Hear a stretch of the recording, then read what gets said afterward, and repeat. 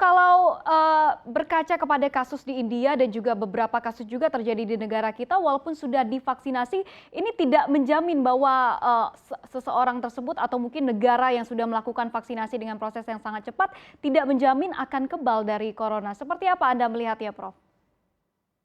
Oke, itu ada dua jawabannya. Pertama soal orang, kedua soal negara ya. Kalau soal orang, kita sudah ketahui bahwa vaksin itu ada efikasinya. Ada yang 60%, ada yang 70%, ada yang 80%, ada yang 90%.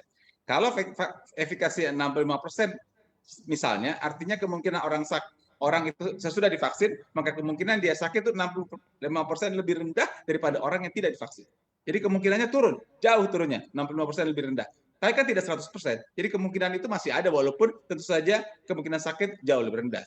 Dan memang juga kalau sudah divaksin kemungkinan menjadi sakit lebih berat atau kemungkinan meninggal dunia bahkan jauh-jauh lebih rendah lagi. Tapi kalau ditanya apakah ada kemungkinan sakit karena ini persentasenya turun, persentasenya menjadi lebih kecil tapi kemungkinan itu tetap masih ada. Itu poin pertama.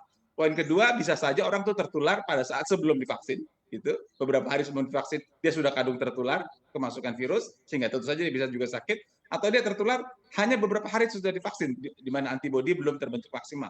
Jadi kemungkinan itu memang ada dan kita sudah dengar beberapa tokoh begitu, beberapa tokoh pimpinan daerah juga yang kemudian masih positif sesudah vaksin dilakukan 2 kali. Ini tidak berarti tidak penting vaksin sangat penting karena menurunkan kemungkinan menjadi sakit sebanyak 65% atau 70% tergantung jenis vaksinnya. Itu untuk orang per orang. Sekarang untuk Mhm. negara, ini lain lagi ceritanya.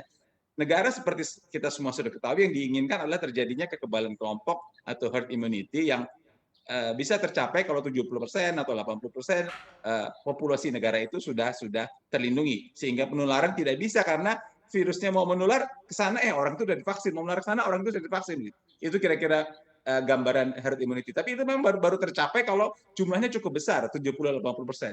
Dan India, begitu juga Indonesia saat ini saya kira baru sekitar 10%, sehingga itu mungkin belum akan terlalu banyak pengaruhnya terhadap penularan di masyarakat. Kalau nanti persentasenya makin besar, makanya tadi kita kan anjurkan agar jumlah yang divaksin harus terus meningkat. Kalau itu persentasenya makin besar yang divaksin dari populasi, maka tentu akan berpengaruh terhadap penularan di masyarakat juga, selain pencegahan penularan untuk orang per orang seperti kita ini.